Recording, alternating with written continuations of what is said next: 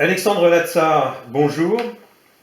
Bonjour. Nous faisons cette interview par Skype entre Paris et Moscou, où vous vous trouvez. Quel temps fait-il à Moscou, Alexandre? Très beau, c'est le printemps qui est arrivé, un printemps russe. Donc vous êtes, je vous présente pour les internautes, vous êtes un blogueur installé en Russie depuis une dizaine d'années, je crois. Tout à fait. Alors pour faire court, donc je suis français. Effectivement, j'habite en Russie depuis 8 ans. J'ai deux activités principales. La première, c'est que je dirige un petit cabinet de conseil en ressources humaines qui aide les sociétés françaises principalement à se développer en Russie. Et la deuxième activité que j'ai, c'est une activité effectivement citoyenne, d'écriture, de blogueur. Effectivement, j'ai un blog maintenant depuis 8 ans qui est le blog Dissonance et sur lequel je traite de l'actualité russe, de l'image de la Russie à l'étranger, notamment dans les médias français, et de sujets un peu plus complexes comme la géopolitique, la démographie, ou encore les questions humaines et migratoires que le pays connaît. Oui, en effet, je rappelle l'adresse de votre site, c'est www.alexandrelatsa.ru. C'est ça. Donc Alexandre, vous êtes également journaliste et vous avez régulièrement publié des articles que j'ai lus avec un grand bonheur sur RIA Novosti et par la suite sur Sputnik France qui a remplacé RIA Novosti. Mais je n'ai plus le bonheur de vous lire depuis quelque temps. Que se passe-t-il? Alors, je ne sais pas si je peux avoir l'honneur d'être qualifié de journaliste, parce que je n'ai pas fait d'études de journalisme. Je suis plutôt, encore une fois, un blogueur, un commentateur et quelqu'un qui écrit. Mais c'est vrai que dès qu'on écrit, qu'on est public, on est vite qualifié de journaliste. Effectivement, j'ai à partir de décembre 2010 contribué à une rubrique blog en fait sur RIA Novosti, un petit peu sur la voie de la Russie, puis sur Sputnik, qui est en fait la plateforme qui a résulté de la fusion entre RIA Novosti et voie de la Russie. Et effectivement, j'ai écrit pour Sputnik un peu plus d'un an et j'ai arrêté pour plusieurs raisons. La première, c'est le fait que je me suis consacré sur mon ouvrage qui vient de sortir, il va sortir en kiosque en France, en librairie le 18 mai. Et la deuxième raison, c'est qu'en fait, voilà, Sputnik a un peu évolué vers une plateforme très ouverte et ne traitant plus que de sujets liés directement à la Russie. Et par conséquent, j'ai pris un peu de recul après 5 ans d'écriture à plein temps pour les quelques sites de communication de la Russie, en fait, et quelques sites non mainstream que les autorités russes proposent, mais un public français, francophone notamment. Voilà, donc c'est la raison pour laquelle j'ai choisi actuellement de ne plus écrire pour Sputnik. On verra ce que l'avenir réserve. D'accord. Et donc vous êtes également écrivain, comme vous venez de le préciser. Vous avez publié deux ouvrages. Un premier ouvrage en collaboration avec John Helvig, chez un éditeur américain, donc qui s'appelle Putin's New Russia, c'est-à-dire la nouvelle Russie de Poutine. Et vous avez également publié, je crois, sur votre blog, les mythes de la Russie, dernièrement, en 2012. Et enfin, c'est l'objet de notre entretien ce soir. Vous venez de publier aux éditions des Sirtes Un printemps russe, sous-titré Vers un renouveau de la Russie avec un point d'interrogation. Donc pourquoi ce point d'interrogation, Alexandre? Parce qu'en fait, bon, tout simplement, il est évident que plus personne ne peut nier aujourd'hui que la Russie est redevenue une puissance stabilisée, une puissance non pas émergente, mais récente, puisque l'Union soviétique était une très grande puissance. La Russie est redevenue une puissance régionale, et la question que l'on peut se poser aujourd'hui, c'est la Russie est-elle entièrement redevenue une puissance mondiale? Ce que j'essaie de dire dans mon livre, c'est que ce passage de puissance régionale mondiale est en train d'être fait. Et par conséquent, même si l'histoire reste ouverte et qu'on ne peut jamais prédire les grands événements, très difficilement, en tout cas, si on a le talent de Marie-France Garot, de Manuel Calardancos ou d'Emmanuel Todd, on peut y arriver, mais malgré tout, l'histoire reste entièrement ouverte. Et par conséquent, on ne peut jamais être sûr à 100% ce qui va se passer. Ce que moi je pense qu'il va se passer, c'est qu'effectivement, les prochaines décennies vont voir la Russie continuer à se réaffirmer et continuer à réémerger dans son statut d'hyperpuissance régionale et de puissance mondiale. En fait. Alors reprenons le livre dans le fil de votre réflexions, de vos observations. Hein. Cela fait 10 ans que vous êtes en Russie, vous êtes un connaisseur, on peut dire, de votre sujet. Et vous considérez précisément que la Russie est méconnue. Elle est méconnue soit par une ignorance, soit par une volonté de la dénigrer dans le cadre d'une véritable guerre de l'information dont elle est l'objet.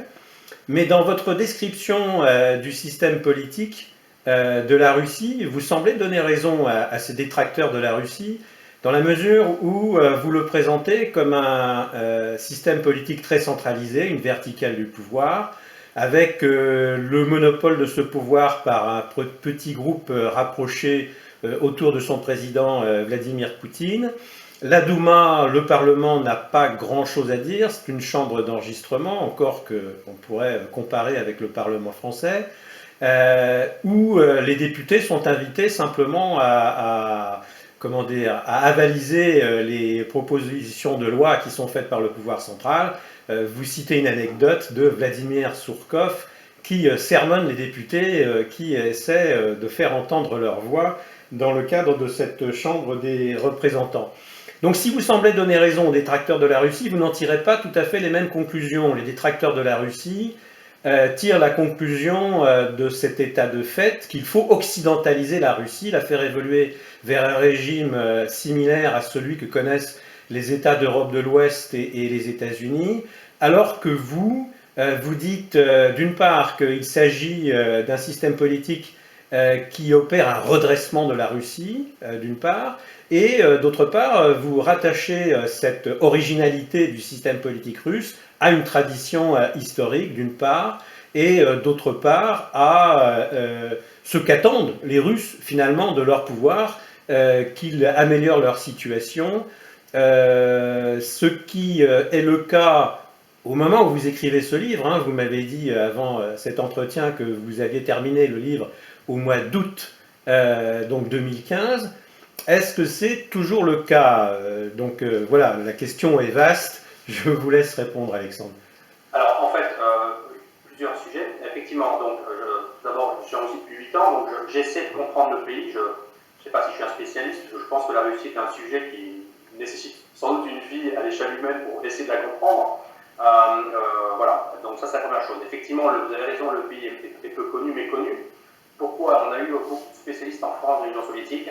On a eu beaucoup de commentateurs sur la Russie des années 90, la Russie pré-poutinienne, et depuis l'ère Poutine, finalement, les gens qui sont intéressés à la Russie se sont retrouvés, pour des raisons qu'on peut expliquer, que j'explique dans le livre, les principaux commentateurs et analystes de la Russie se sont retrouvés des gens qui sont hostiles à la nouvelle gouvernance russe.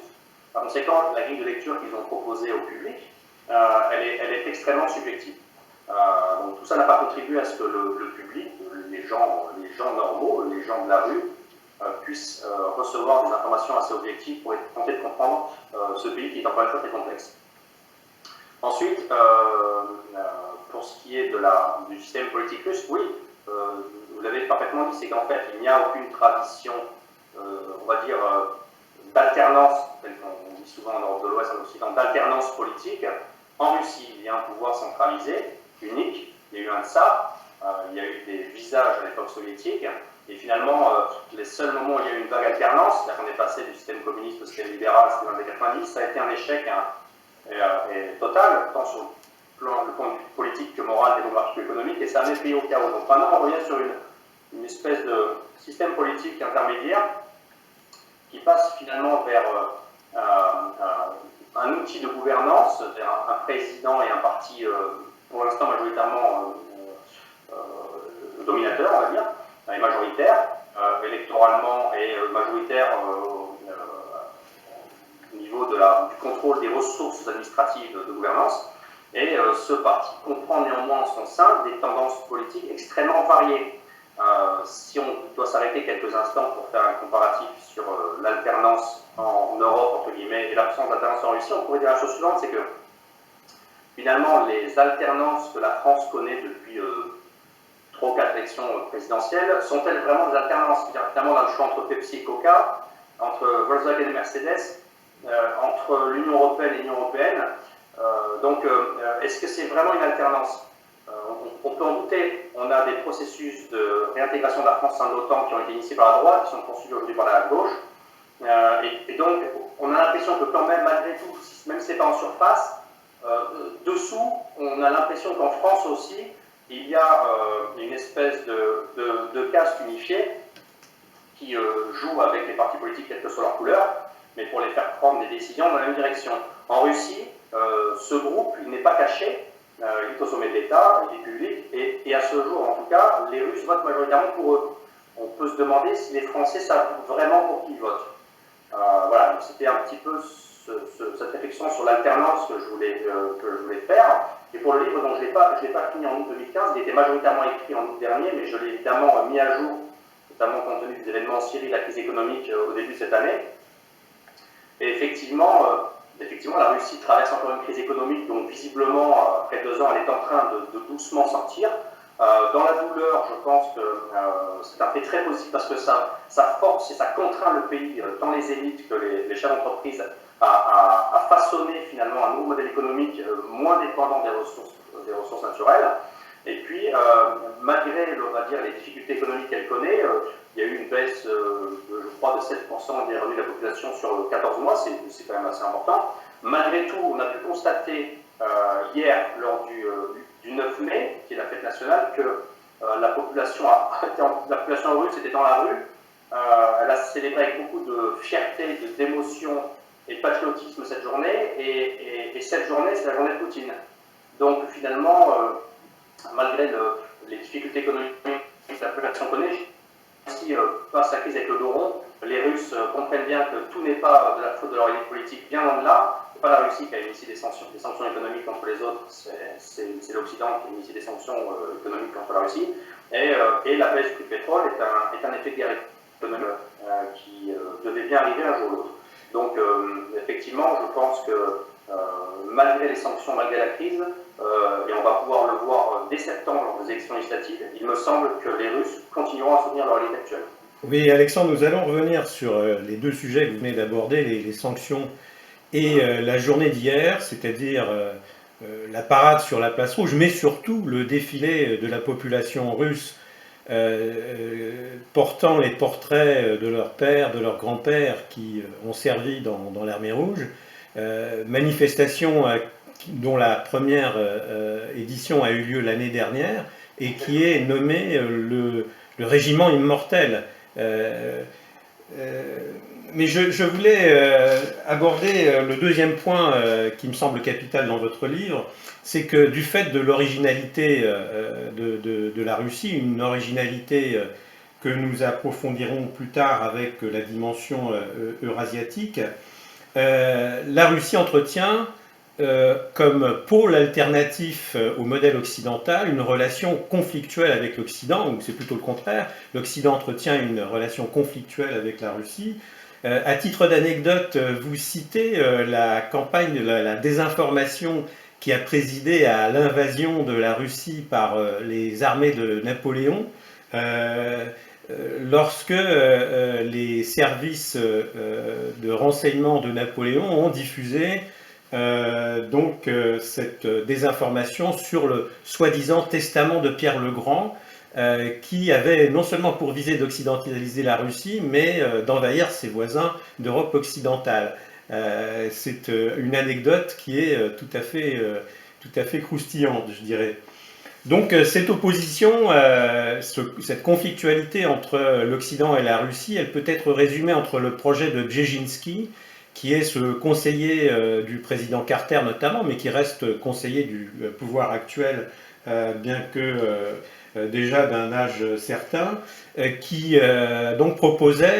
propose de démembrer la Russie en 3 parties pour la rendre plus gérable et surtout plus facile à intégrer dans le projet économique occidental. À cela, Poutine oppose une volonté d'indépendance et de développement de la Russie en fonction de ses intérêts propres et dans le cadre du développement de pôles alternatifs de puissance. Vous résumez bien, pages 67 à 69, tous les résultats positifs, et ils sont nombreux, atteint par le président Poutine. Est-ce que cette opposition vous paraît devoir mener soit un accord entre la Russie et, disons, un pôle eurasiatique d'une part et un pôle occidental d'autre part, ou est-ce que ça peut amener à un conflit? Alors, déjà, Brzezinski est revenu depuis ces dernières années sur son obsession russe, puisqu'il a réaligné sa vision géopolitique en se concentrant plus sur le péril islamique. C'est la première chose. Il a donc lâché du lest un petit peu sur la Russie, même s'il reste extrêmement hostile à la gouvernance russe. Il est un néoconservateur et donc c'est tout à fait logique et compréhensible. Je pense effectivement le réveil de la Russie, pour revenir sur la gouvernance et le modèle civilisationnel, c'est un retour en force de l'État, et l'État russe, le territoire russe est tellement gigantesque qu'on n'imagine pas qu'il soit géré sans État. Il faut de l'énergie plus haut niveau pour en permanence renforcer le contrôle de cet État sur cet immense territoire. Et effectivement, la relation avec l'Occident, elle est complexe, et surtout il y a une différence entre l'Europe et l'Occident. C'est très complexe. Les Russes se sentent des pas européens mais pas occidentaux. Elle reste néanmoins plutôt conflictuelle aujourd'hui, pour la simple et bonne raison qu'il n'y a pas d'Europe, il y a l'Occident. Alors que l'Europe/l'Occident est dans une dynamique d'hyper-intégration au sein d'une hyperstructure qui gomme les États en tant qu'entité politique, c'est l'inverse qui se passe en Russie, mais autour de la Russie. Et en Eurasie, où au contraire, on a des réaffirmations nationales fortes et le retour d'États assez verticaux et autoritaires. Donc on a deux dynamiques politiques qui sont en train de s'opposer, et effectivement, elles vont amener une opposition civilisationnelle, parce qu'au sein de ce réveil des États que connaît la Russie, par exemple, que symbolise la Russie, mais pas seulement, il y a un retour des valeurs. Et le retour des États s'appuie sur le retour des valeurs. C'est l'inverse qui se passe en Europe occidentale, où la désintégration des États est faite en parallèle d'une désintégration des valeurs. C'est le retour à l'individu, alors qu'en Russie et dans la région eurasiatique, c'est le retour à la communauté, au groupe. Et c'est cette opposition-là qui me semble principale, en fait. Parmi les traits originaux de la Russie, vous précisez, vous définissez la Russie comme un État pluriethnique et non un État-nation. Est-ce que vous pouvez développer cette notion d'État pluriethnique? Oui, en fait, simplement, je crois que la Russie s'est bâtie sur l'intégration de groupes, de populations. Ça a été le cas notamment avec l'exemple tatar, lorsque les Russes ont conquis le Tatarstan, les nobles russes ont adoubé les nobles tatars, les nobles tatars et les esclaves russes, réciproquement. Je ne sais plus quel tsar avait, après la conquête du Caucase, une garde rapprochée je crois, d'Ingouche. Et donc ça, c'est des réactions d'États qui conquièrent des territoires que nous ne connaissons pas en Occident. On n'imagine pas les Anglais faire pareil en Inde ou les Français faire pareil en Afrique noire. Donc la Russie s'est bâtie sur un assemblage, la création d'une mosaïque de population, avec dès le début de cet assemblage, sur un territoire unique, une réelle forme d'égalitarisme. Ça s'est poursuivi, ça c'était au sein de la Russie des tsars et la Russie pré-soviétique, ça s'est poursuivi d'une certaine façon dans la Russie soviétique, puisque on a bâti l'Homo soviéticus qui n'avait finalement pas de race, pas de religion, et qui était l'Homo soviéticus avant tout. Et je crois que c'est ce que Poutine et les élites russes sont en train d'essayer de faire aujourd'hui, c'est de créer le citoyen de cette Russie d'Eurasie, de cette Russie eurasiatique comme un membre, un citoyen à part de cette Russie, ce qu'ils appellent polyethnique. On oppose en Russie le monde polyethnique, ce qu'on appelle la symphonie des cultures, au monde multiculturel occidental qui n'a pas d'identité. Là, c'est l'arbre pluriel avec une pluralité de cultures et d'identités qui cohabitent sur un territoire gigantesque qu'est la Russie aujourd'hui. Donc effectivement, là encore, on est sur des dynamiques extrêmement différentes entre l'État-civilisation russe et sa pluralité de peuples et le modèle national assez homogène, tout du moins à sa base historique que connaît l'Europe, mais qui aujourd'hui est moins homogène d'un côté et qui de l'autre côté voit ses prérogatives étatiques disparaître. Donc on va créer des territoires assemblés les uns aux autres avec des populations dessus.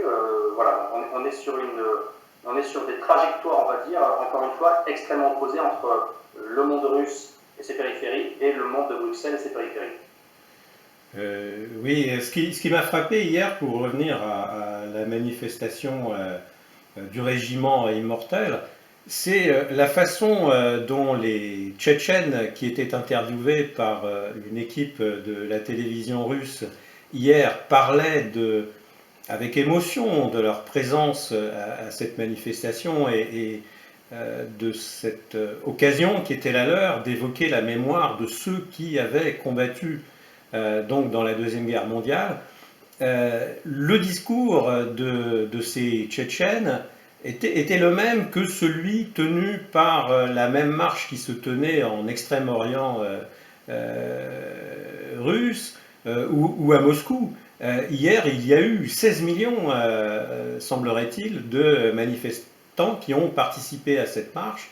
Je dirais que plus que la journée de Poutine que vous évoquiez tout à l'heure, c'est la journée de la nation russe ou de cet État pluriethnique que vous venez de détailler.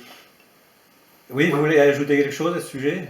Oui, ce que je voulais dire, c'est qu'effectivement, 16 millions de personnes dans la rue, musulmans, bouddhistes, chrétiens, pas de voitures brûlées, pas d'incivilité, pas d'attentat, pas d'agression. Et effectivement, vous l'avez dit, ce patriotisme émotionnel qui a été, on va bien dire, initié par les élites, semble fonctionner. C'est-à-dire qu'effectivement, la population est apaisée. Moi, c'est mon 8e 9 mai. C'est la première fois où j'ai vu dans la rue de Moscou hier des gens pleurer. J'ai vu des jeunes femmes pleurer, des preneurs pleurer, écouter de la musique, chansons anciennes, porter des pilotes-cas soviétiques, etc. J'ai vu beaucoup de gens en t-shirt Poutine. C'est pour ça que c'est une journée Poutine, parce que je pense que malgré tout, c'est assimilé à Poutine, en tout cas au pouvoir russe. Et effectivement, les Russes qui avaient besoin de sérénité après toutes ces années compliquées semblent en passe de les retrouver. C'est surtout ça, c'est que le pouvoir russe a réussi à opérer une transformation et à séréniser un petit peu la population. Et je crois que sa grande victoire, c'est celle-là. Que ça soit à Moscou, dans l'Extrême-Orient, dans l'Altaï ou en Kalmoukie, effectivement, il y a une vraie unité de pensée. Oui. Et on est sur une forme de communauté d'émotions très très forte. Oui, donc vous avez évoqué la présence, la participation des populations musulmanes à cette manifestation. Vous développez dans votre ouvrage tout un chapitre sur l'islam russe, qui est un islam de souche, qui distingue très nettement la Russie de l'histoire des nations, des pays occidentaux, où l'islam est de présence récente et pose un certain nombre de problèmes, alors qu'en Russie, il est présent et constitutif de l'État russe depuis des siècles. Cependant, Alexandre, vous parlez peu de la pénétration wahhabite qui existe également, notamment dans la jeunesse caucasienne, dans une moindre mesure au Tatarstan. La Russie connaît aussi, de façon peut-être plus marginale, les mêmes problèmes que les pays occidentaux, non?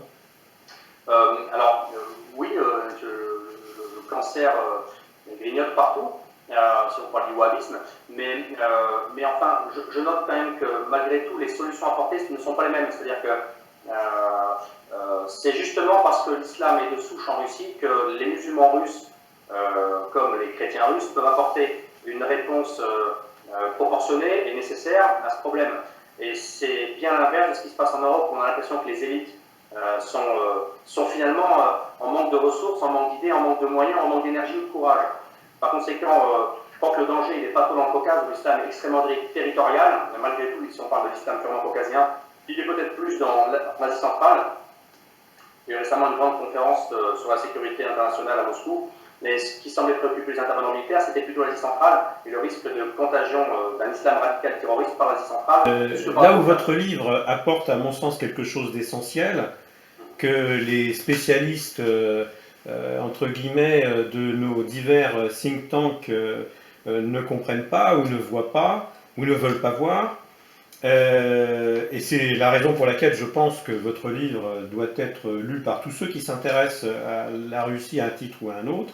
Donc c'est le tournant eurasiatique de la Russie, qui n'est pas seulement une diversification sur le plan des échanges économiques avec la Chine, mais du fait des difficultés que connaît la Russie dans ses relations avec l'Union européenne et du fait de la politique agressive de l'OTAN, une modification stratégique profonde qui donne la priorité à ce que vous avez appelé son nord, hein, le nord de la Russie, qui est aussi bien la région arctique promise à un grand développement que l'Orient, l'extrême-orient russe, et qui donne la priorité à ses relations avec l'Eurasie, c'est-à-dire avec les voisins de l'Eurasie que sont notamment la Chine et l'Inde. Donc est-ce que vous pouvez nous parler un peu de ce tournant stratégique? Oui, je pense que déjà je pense que les élites russes ont été contraintes de l'opérer. Je pense que le problème, effectivement, vous l'avez dit, vient de la relation avec Washington, vient de la relation avec l'OTAN et avec ce qu'on appelle l'Union européenne, alors que la relation bilatérale étatique entre l'État russe et l'État français, par exemple, ou l'État russe et l'État allemand, indépendamment des derniers développements, notamment des sanctions, a relativement toujours été bon. Il y a toujours eu une possibilité de communiquer entre États. Maintenant, c'est de plus en plus compliqué. Maintenant que l'emprise américaine s'accentue sur l'Europe de l'Ouest, il faut bien, tout le monde le reconnaît d'ailleurs. Effectivement, les Russes se sont un petit peu retrouvés démotivés à continuer une intégration au sens large vers l'Ouest et vers l'Europe. Par conséquent, dans la même fenêtre historique, l'Asie, au cours de la dernière décennie, s'est extrêmement développée. La Chine, bien sûr, l'Inde, la Corée, l'Indonésie, voilà. Donc, il aurait été bien surprenant qu'il n'y ait pas une volonté des élites russes de procéder à un rééquilibrage économique. Ça, c'est le premier niveau. Le deuxième niveau, c'est ce dont je parlais tout à l'heure, c'est que me semble qu'on est sur un retour de modèle étatique fort, avec un retour des valeurs. Et aujourd'hui, quels sont les États où il y a un retour à la tradition, à l'identité et à la volonté de remettre en avant les valeurs traditionnelles des pays? C'est l'Asie. C'est la Chine qui est en train de développer un modèle, une identité. C'est l'Inde. C'est en Asie que ça va se passer. Donc, c'est en Asie que la population croît. C'est l'Asie qui va devenir le plus grand centre économique du monde. Donc, la Russie a les 3/4 de son territoire géographiquement en Asie. Elle a une partie de sa population qui est asiatique. Et finalement, si la fenêtre sur l'Europe se rétrécit, elle s'agrandit. La fenêtre sur l'Asie, elle s'agrandit. Et aujourd'hui, il faut bien comprendre ce que ça veut dire. C'est pas juste un coup de volant. C'est que les Russes s'estiment plus comme être la façade est de l'Europe, mais comme la façade ouest de l'Eurasie. Et ça, c'est ça, je crois, qui est un grand changement. Oui, c'est en effet, vous le présentez bien, mais je reviens à ce que j'évoquais, je crois, au début de notre entretien. Là où le président Poutine présentait ce processus d'intégration de l'Eurasie comme un processus d'intégration économique, de relations, d'échanges économiques semblables au processus d'intégration de l'Union européenne, vous lui donnez un contenu civilisationnel. Donc je vais lire un passage de votre ouvrage, page 275. En clair, arriver à faire de la Russie une sorte d'Asie blanche et chrétienne, pont entre l'Est et l'Ouest de l'Eurasie, entre l'Europe et l'Asie. Hein, c'est ainsi que vous résumez ce que vous comprenez du projet. Comme l'a parfaitement résumé, d'ailleurs vous citez l'ancien ministre des Affaires étrangères de la Russie sous Boris Yeltsin et Vladimir Poutine de 1998 à 2004, Igor Ivanov, le 19 mars 2016, lors d'un sommet du German Marshall Fund à Bruxelles, je cite, « Dans la nouvelle réalité géopolitique qui émerge, la Russie n'est plus le flanc oriental, c'est ce que vous avez cité tout à l'heure, hein, le flanc oriental de la grande Europe en échec, mais le flanc occidental de la grande et émergente Eurasie. » Et vous précisez, cet eurasisme qui prend ses racines dans les théories de Russes de l'étranger au début du XXe siècle, envisage donc la Russie comme une civilisation distincte de l'Europe et de l'Asie, une civilisation qui, par son origine slavo-stépique, donc des steppes, représente une sorte de fusion originale, lui conférant une identité que l'on peut qualifier de touranienne ou ouralo-altaïque. Alors, est-ce que vous pouvez préciser ce que vous entendez par touranienne et ouralo-archaïque? Et pour préciser ma question, est-ce que c'est votre vision à vous de l'évolution de ce tournant eurasiatique de la Russie, ou est-ce que ça correspond à un approfondissement du projet qui jusque-là était présenté comme un simple processus d'intégration économique? Alors, je crois qu'il y a trois moments. Le premier moment, c'est encore une fois les impératifs géographiques, c'est-à-dire que finalement, il y a des frontières gigantesques avec beaucoup de pays en voisinage, ce qui fait que la Russie n'est pas seulement une puissance régionale mais mondiale de fait. Et il y a un impératif pour le pouvoir russe, c'est de stabiliser la situation dans le territoire russe, mais aussi à l'extérieur du territoire russe, pour s'assurer qu'il n'y ait pas de péril. Aucun pays au monde n'a envie d'une instabilité à ces frontières. À ces frontières, il y a un problème. Il y a des minorités russes partout, par-delà la frontière. La conséquence de la fin de l'URSS. Par conséquent, il y a deux niveaux. Il y a un monde russe, on va dire un monde qui se sent attaché à Moscou et qui est par-delà les frontières russes actuelles. Et il y a le besoin vital et parfaitement compréhensible pour un État, pour tous les États et pour la Russie, donc, d'avoir une forme de stabilité à ses frontières et par-delà ses frontières. Donc, c'est renforcer le monde russe, même par-delà les frontières, pour garantir une forme de stabilité. C'est le dossier ukrainien dans toute sa splendeur. Et pour ce qui est de l'identité, effectivement, donc, dans cette dynamique-là, les Russes ont voulu se construire une union économique qui, à mon avis, n'a pas du tout de rapport avec l'union économique européenne. C'est que l'Union européenne s'est faite par la création d'entités supranationales. Ce n'est pas le cas de l'Union eurasiatique où il y a une coopération entre États. Cette notion non supranationale, à mon avis, est essentielle. Il faut bien comprendre que malgré le nouveau tandem russo-chinois, Russes et Chinois sont un petit peu en concurrence et en coopération sur les mêmes zones, c'est l'Asie centrale. Il y a une coopération forte contre le terrorisme, par exemple, mais il y a une concurrence économique pour le contrôle, en fait, de l'Asie centrale, notamment le Kazakhstan, où il y a une grande bataille russo-chinoise, amicale, mais il y a une opposition de groupe de puissance. Par conséquent, vous pouvez imaginer que les Russes aient voulu recréer cette union asiatique aussi pour pas se protéger, mais pouvoir un petit peu ne pas laisser la champ libre à la Chine au sein du monde russe et de l'ancien monde soviétique. Pour ce qui est de l'identité, pour vous répondre, effectivement, à partir du moment où les Russes ne peuvent plus affirmer que la Russie est un État européen, il faut bien qu'ils lui donnent une identité. Donc ce n'est pas un État asiatique, c'est un État dont on peut imaginer que finalement l'identité principale se trouve dans une zone qui va de l'Oural à la Sibérie.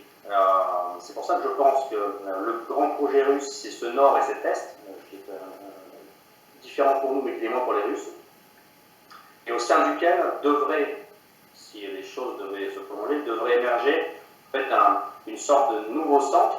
On a même parlé du reste de déplacer la capitale Moscou à Novosibirsk. C'est bien un symbole. Et même, je vous interromps, et même à Vladivostok. Oui, tout a été envisagé. Et par conséquent, voilà, la zone occidentale de la Russie est la plus développée économiquement, elle est la plus peuplée. Aujourd'hui, le grand challenge d'autorité, c'est d'accentuer le contrôle de l'État sur des zones Grand Est et les développer. Et ça ne va pas se faire, malheureusement, peut-être pas, mais pour des raisons bien possibles avec l'Union européenne, ça ne peut se faire qu'avec les voisins de cette géographie de cette zone, et ce sont des pays asiatiques. Vous n'avez pas répondu à ma demande d'explication de ce que vous entendez par l'identité touranienne ou ourano-altaïque. Oui, il faut se référer au sens qu'ont ces groupes ethno-linguistiques qui ont été définis. C'est surtout une référence en fait au premier penseur rasiste qui avait voulu définir absolument l'identité russe sans ne pas seulement dire qu'elle était non occidentale ou non européenne, mais en lui donnant une identité qui, si on parle par exemple du temporalisme, permet de comprendre les relations, on va dire, amicales et une forme de continuité civilisationnelle qu'il y a entre la Russie, par exemple, et l'Iran aujourd'hui. D'accord. Pour finir, Alexandre, je voudrais vous poser une question au sujet de notre pays, la France. Vous êtes installé à Moscou, mais vous conservez un regard sur les événements en France, je le sais. La France n'est pas en bonne posture. Actuellement, c'est le moins qu'on puisse dire. Et donc vous définissez sa position comme coincée d'une certaine manière entre l'Allemagne qui profite de l'Union européenne telle qu'elle a évolué jusqu'à devenir ce qu'elle est à l'heure actuelle, en contradiction avec le projet gaulliste d'Europe des nations. Donc coincé entre l'Allemagne et les États-Unis qui ont joué un rôle essentiel dans la façon dont l'Union européenne a évolué et même, selon ce que vous écrivez, a été créée. Donc la position de la France est inconfortable. Il y a cette histoire de traité transatlantique qui, si on l'analyse bien, viserait à détruire les États-nations, les États tels qu'ils ont été constitués par l'histoire pour faire de cette partie de l'Europe une espèce de vaste marché ouvert aux appétits des multinationales, notamment américaines. Donc, dans ces conditions, la seule issue que vous voyez et que voit un certain nombre de responsables politiques à l'heure actuelle, c'est le renouveau de ce qu'on a toujours appelé dans l'histoire l'alliance de revers franco-russe. Donc il y a des velléités dans le sens du renouvellement de l'alliance avec la Russie de la part du président Hollande, mais qui se sont terminées de façon ridicule, notamment si l'on observe les va-et-vient du porte-avions Charles de Gaulle, précisément, qui est allé donc au large des côtes syriennes avant d'aller dans le Golfe Persique sous commandement américain, alors qu'il devait coopérer avec l'opération russe en Syrie. Il y a des velléités de l'ancien président Sarkozy, de François Fillon, d'un certain nombre d'autres hommes politiques comme Nicolas Dupont-Aignan, qui se trouve donc indépendant maintenant du parti Les Républicains. Il y a également Jacques Miard et Thierry Mariani, que vous connaissez bien, qui sont encore dans le parti des Républicains. Et ce projet, donc cette volonté de renouer une alliance avec la Russie, va jusqu'à Marine Le Pen. Quelle chance, Marine Le Pen, donc du Front National, quelle chance voyez-vous donc à la possibilité de renouer une alliance essentielle pour l'avenir de la France et, je dirais, l'avenir du continent? Alors, je crois que... en termes politiques. L'histoire est ouverte. Effectivement, aujourd'hui, la gauche pro-Moscou, qui était le Parti communiste, a été réduite à zéro. La droite pro-Moscou, on va dire gaulliste, a été réduite à zéro politiquement. Donc on a une gauche sociétaliste et on a une droite centro-atlantiste, qui mérite même plus long de gauche et de droite de toute façon, qui sont au pouvoir. Après, pour ce qui est de la pensée pro-russe, ou en tout cas de gens qui ont des velléités de souhaiter simplement rééquilibrer la politique internationale de la France, et si on a l'Amérique d'un côté, le rééquilibrage, c'est Moscou de l'autre côté. Les gens qui voudraient juste rééquilibrer la politique extérieure de la France, vous avez cité Marine Le Pen, Thierry Mariani, ou Jacques Millard, ou je pense Jean-Luc Mélenchon peut-être, on va plus citer à gauche, peut-être Jean-Pierre Chevènement. Effectivement, ces gens n'ont pas le pouvoir aujourd'hui. On peut douter qu'il l'ait demain de façon électorale. Il me semble que nous sommes encore trop dans une zone de confort. En France, se rendre compte des risques. Et il me semble surtout que les élites politiques ne font pas leur travail, c'est-à-dire qu'aujourd'hui, il y a de gigantesques projets en cours. La Chine a un projet d'architecture commerciale sans précédent qui devrait recouvrir l'ensemble du continent eurasiatique et jusqu'à l'ouest de l'Europe et donc à la France. C'est le plus grand projet de l'histoire de l'humanité. La route de la soie.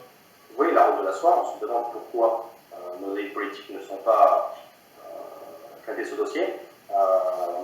Donc, je pense que la chance, entre guillemets, que les partis souverainistes, post-gaullistes ou néo-gaullistes prennent le pouvoir aujourd'hui, elle est très faible. Et les courants gaullistes, on va dire, plutôt souverainistes au sein des partis de gouvernance, la République, le Parti socialiste, sont minoritaires. Donc, de toute façon, aujourd'hui, je pense que ça s'appelle une impasse. Maintenant, rien ne dit que l'histoire est ouverte et rien ne dit que demain, de nouveaux leaders politiques émergent, pourquoi pas de la société civile, des chefs d'entreprise ou d'autres, et des gens qui prennent le destin de leur pays en main et qui permettent à la France d'opérer un authentique, je dirais, un authentique redémarrage géopolitique, moral et civilisationnel, comme ça a déjà été fait après la Seconde Guerre mondiale, et d'ouvrir à la France de nouvelles trajectoires. Ça peut être avec la Chine, qui est la première puissance du monde, ça peut être avec la Renaissance en Russie, ça peut être avec les nations d'Amérique du Sud. La France est peu présente en Amérique du Sud. Voilà, il y a tout un tas de projets qui pourraient émerger. Et aujourd'hui, effectivement, vous l'avez dit, la France semble uniquement ancrée dans une trajectoire transatlantique, dont on peut se demander si elle va vraiment servir les intérêts historiques de notre pays et de notre peuple. Vous évoquez dans votre livre la présence et l'activité de réseaux atlantistes qui ont une importance essentielle aussi bien à droite qu'à gauche. À gauche, dont il faut exclure Mélenchon, que j'ai oublié de citer tout à l'heure, j'espère qu'il ne m'en voudra pas.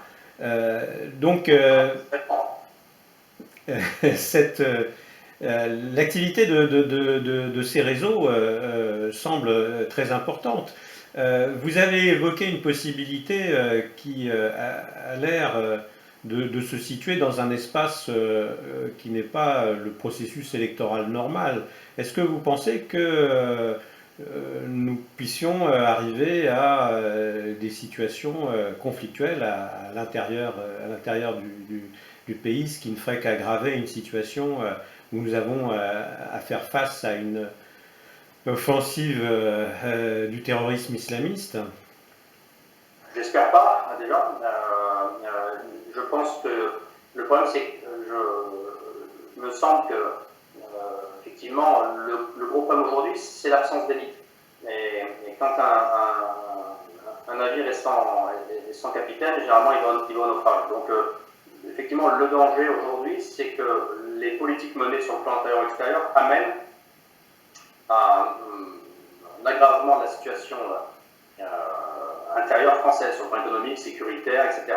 Donc, à partir du moment où nous sortirions d'un relatif climat de paix civile et sociale tel que nous le connaissons actuellement, et que nous pourquoi pas, imaginons, nous passons dans une espèce de statut intermédiaire pré-conflictuel ou d'hypertension, nécessitant un état d'urgence permanent beaucoup plus grave que celui qu'on peut imaginer actuellement, effectivement, on peut imaginer que les processus électoraux ne se feront pas de façon sereine et que c'est à ce moment-là que les ressources profondes du pays pourraient permettre l'émergence de nouveaux leaders, de gens qui, inquiets de la situation, décident, pourquoi pas, de prendre leur destin en main encore une fois. J'espère qu'évidemment le pays n'arrivera jamais à une situation insurrectionnelle ni de conflit, mais je pense que malheureusement, j'ai des fois l'impression que tout est fait pour y arriver. Pour faire des politiques brillantes menées par la droite et la gauche en Libye et en Syrie. J'imagine très mal des pays comme les pays d'Europe centrale, l'Allemagne, qui sont des pays vieillissants. On imagine très mal ces pays intégrer des millions de migrants de façon extrêmement pacifique, alors qu'on sait qu'il n'y a pas de travail pour personne. ça ne pourra se faire qu'avec un retour à des sociétés policières ou très autoritaires. Donc, si on rentre dans ces dynamiques-là, qu'est-ce qui va se passer derrière? Bien, nous allons rester sur ces interrogations inquiétantes, mais la réalité est ce qu'elle est, cher Alexandre. Je recommande donc à nouveau aux internautes vivement la lecture de votre livre, fruit d'un travail de 10 années de présence en Russie, Un printemps russe vers un renouveau de la Russie, donc d'Alexandre Latsa aux éditions des Siertes. Merci Alexandre et à bientôt. Merci beaucoup, au revoir. Au revoir.